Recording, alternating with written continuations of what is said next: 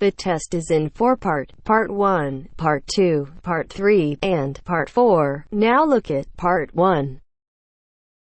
Part 1. You will hear a man called Ken talking on the phone to a friend called Liz about holiday accommodation. First, you have some time to look at questions 1 to 6.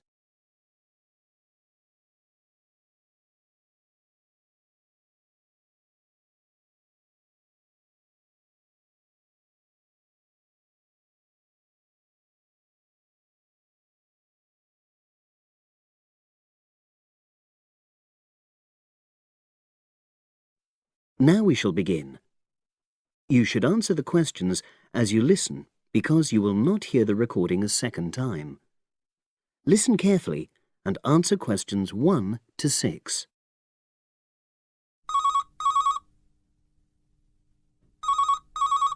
Hello?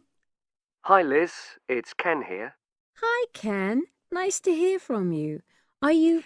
This is just a quick call, but Mary and I have just been talking about our summer holiday. We haven't booked a place yet, and we've left it a bit late. We were just wondering if you know of any holiday rentals in your area. It's so nice there. Well, yes. I can think of 2 or 3 places that are very nice. What dates have you got in mind? The 10th of July to the 22nd of July. Oh, yes. That is quite soon, isn't it? Well, there's a place near here called Moonfleet. Is that MOONFLEET? That's right. It's quite a rural location, and it's next to the owner's house, but it's got fields all around it, so it's very pretty. Sounds okay. Can you tell me a bit more about it? Well, it's an annex to the owner's house, and it's an apartment with 2 bedrooms and an open-plan living area. Well, I like the sound of it. Is there anything we might not like about it? Well, it's quite a distance from the nearest shops, that's all. Okay. And... well, I'll tell Mary, but I don't think she'd mind that. Do you know how you book it? You have to book on the internet. There's a web address. It's www.summerhouses. One word? Yes, then .com. You'll be able to look at a photograph on that. Okay. And what about the others? Where are they? The second one I'm thinking of is called Kingfisher, and that's even more rural. It's a really beautiful location, in fact. It's by the river, and it's got nice views. It overlooks woodland on the other side. Is that an apartment? No, it's a 3-bedroomed house, and that's got a dining room as well as a separate living room and a kitchen. But I expect it's more expensive. You'll have to check the prices. It's probably a bit bigger than we need, but our nephew might be joining us. We're not sure yet. How do you book Kingfisher? You have to phone the owner directly. Shall I give you the number? I've got it here in my phone book. It's 01752 669 218. Right. Before you hear the rest of the conversation, you have some time to look at questions 7 to 10.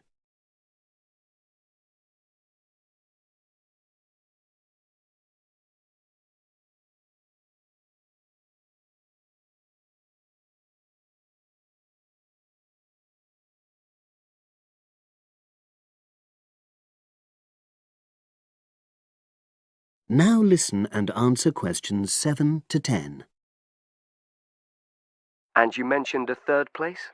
Yes, there's a house that my sister stayed in last year. It's called Sunnybanks. Nice name. And the location of that one is rather different. It's in the centre of a village, but it's a very small and quaint place. Did your sister like it? Oh, yes. It's by the sea, so her children really loved it. What's the accommodation like? I'm not sure about the number of rooms because I haven't been in it myself, but I think she said it's quite spacious, and I know it's got its own garden. It's not very big, but it's not shared with anyone else, and it's supposed to be very pretty. Any snags, problems? The only other thing I can think of is that there's nowhere for parking. The streets are too narrow, so you have to leave your car somewhere else and then walk to the house. It's only about 10 minutes away, but... OK. Well, I don't think it matters personally. How do you book it? There's an agent you have to contact. I don't know his details, but I can ask my sister and let you know tomorrow. Thanks, Liz. That'd be great. I'll talk to Mary and see what she says. Thanks for your help. That's okay, Ken. I'll speak to you again tomorrow. I hope you find what you're looking for. That is the end of part 1. You now have half a minute to check your answers.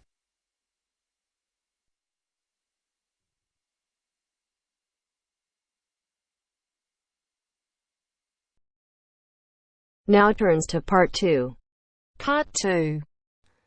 You are going to hear a tutor talking to a group of philosophy students. First, look at questions 11 to 13.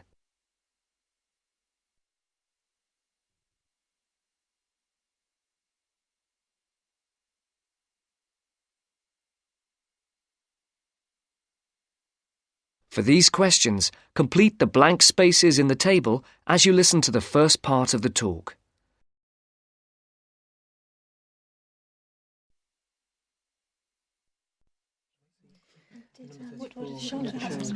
Good morning, everyone. Good morning. My name is Dr. Russell, and I am your tutor for philosophy this year.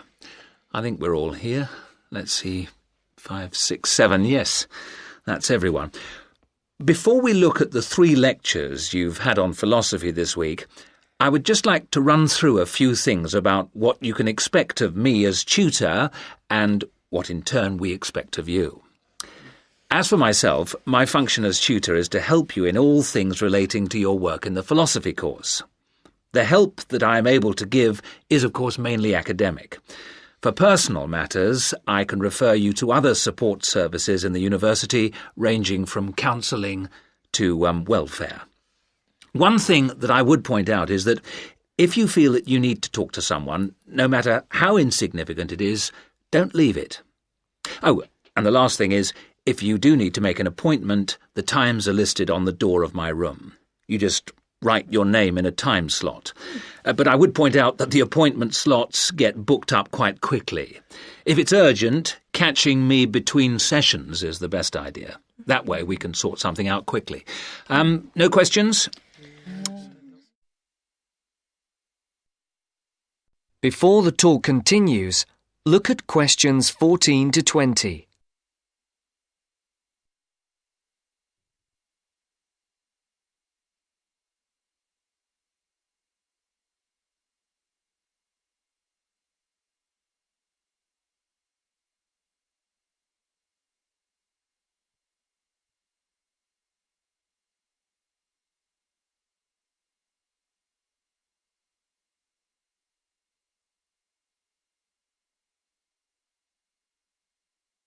As you listen to the second part of the talk, answer the questions. For questions 14 to 19, circle the correct letter, A, B, or C.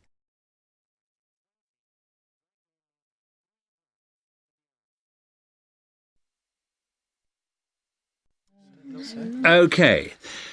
As regards you as students, the tutorials are voluntary. You're not obliged to attend, but you are encouraged to do so.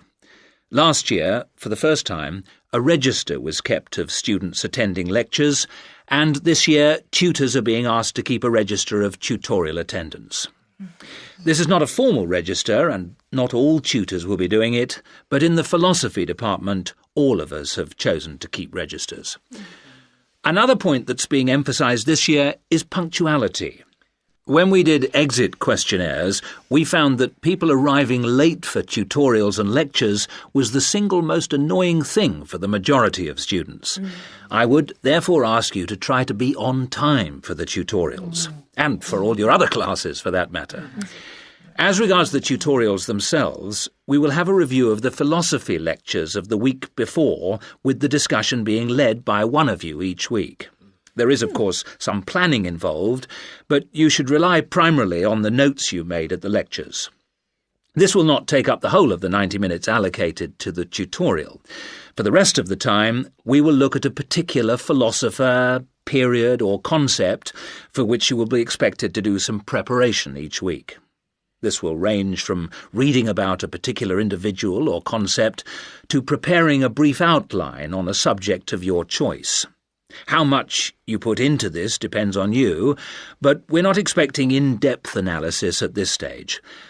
Are there any questions so far? I'd just like to ask whether the work we do in the tutorials counts towards our continuous assessment, and if so, how much? I was just coming on to that point. All the work you do in the way of essays and project work that is graded counts towards your continuous assessment grades. The mini presentations and lecture discussions will not be graded, but obviously, as time goes on, these activities will, I hope, have an impact on your work and hence your scores. Does that answer your question? Basically, yes. But what about... That is the end of part 2. You now have half a minute to check your answers.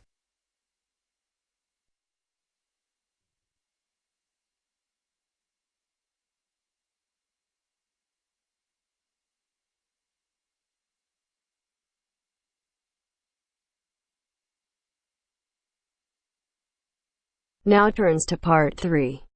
Part 3. You'll hear a discussion between two students and their teacher on a planned charity event.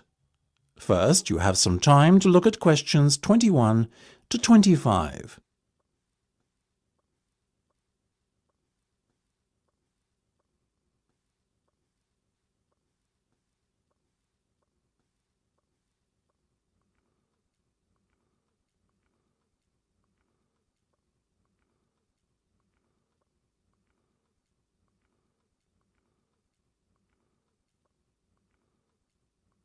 Now listen carefully and answer questions 21 to 25.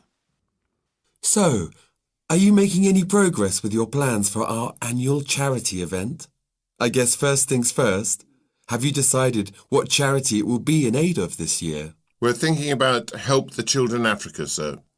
Well, that's Mark's idea, sir, but I myself prefer a local charity called the Meals on Wheels. I'd have to agree with Laura on this one, Mark.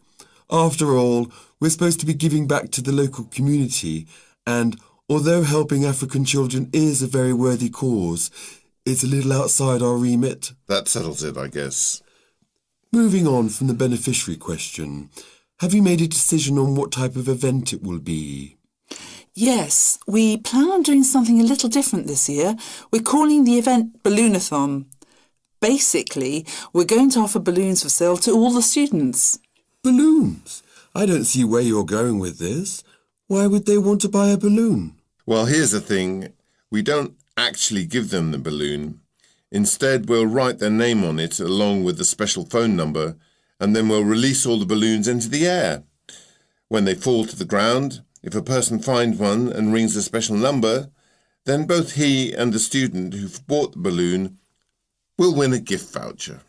That sounds like an excellent idea, guys. Well thought out. This Balloonathon has a real novelty value attached to it, don't you think? Exactly what we said, sir. The only drawback is that the gas you put into the balloons is rather expensive. How much? About £20 per canister, and we'll need about 10. And how many balloons are you planning to blow up? Well, there are over 1,000 students in the school, so if even 1/3 of the students buy one, we'd need about 350 balloons. We've decided to order 500 so we don't run out. The good thing is we can return the canisters of gas if we don't use them, and the balloons aren't expensive, so there's no real risk of us spending a lot of money without getting a good return. You two have really thought this one out. I'm impressed. Before you hear the rest of the discussion, you have some time to look at questions 26 to 30.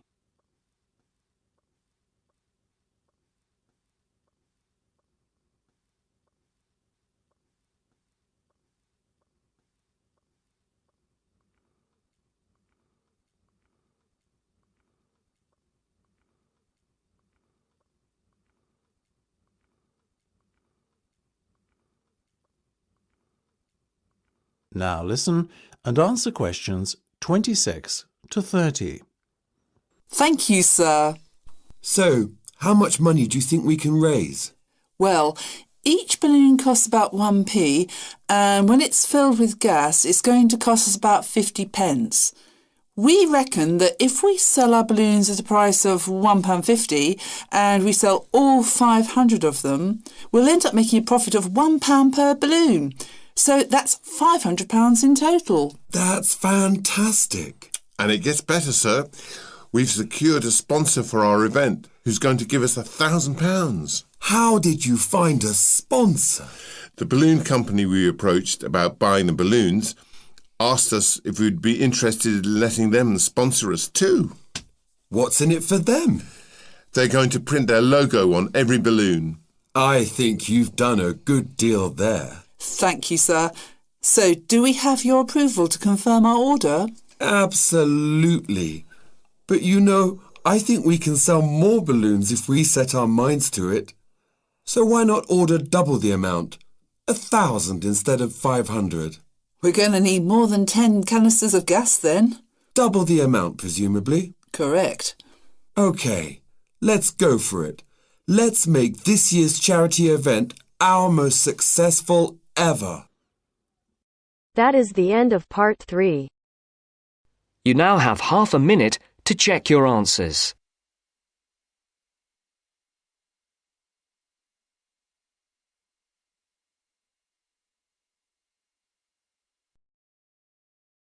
Now turns to part 4. Part 4. First, you have some time to look at questions 31 to 40.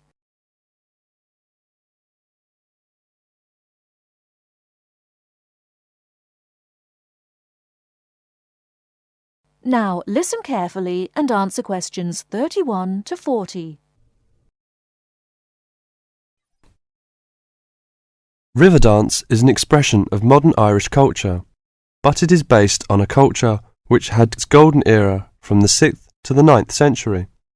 Before that period, Irish culture was oral and based on a love of complicated stories and poetic styles. But in the 6th century, something wonderful happened. Writing was introduced by missionaries. From then on, the culture of Ireland began to develop in ways impossible before, and had considerable influence in Northern Europe in the period up to the 9th century. With the invasions which began in the 9th century, this golden age collapsed, and there never was any real recovery. There were no wealthy kings to sponsor the poets and scholars, so the tradition survived only in a form which the peasants liked. The love of story and song did not die, but no real attempt was made to find a distinctive Irish style until the end of the 19th century, when Irish nationalism began to influence writers, in English called Anglo-Irish literature. There are many famous writers from that period. There is also William Butler Yeats, George Bernard Shaw, and Samuel Beckett, all of whom have received the Nobel Prize for Literature. In all, Ireland has received the Nobel Literature Prize 4 times. When you consider we have only a population half the size of Beijing, you see how unusual that is. Now, let me talk about the music. The Irish love of music has succeeded in surviving the change from Irish, the native language, to the language of the invader, and has once more begun to blossom and become influential outside the country. Irish music was reduced to being the language of the country people and was dying out as people moved to the cities. Young city people did not want to listen to peasant music, although we were all told it was important. Some efforts were made to make it attractive to city people, but largely without success. More recently, this has begun to change, and since the 1980s has taken off. But modern Ireland has been looking for more than just a revival of traditional music. Many of the most famous popular singers in the world are Irish. U2, Enya, the Cranberries and many others. There are 10,000 people employed in Ireland in the music industry. River dance is an expression of that new interest in the old and that ability to understand the new.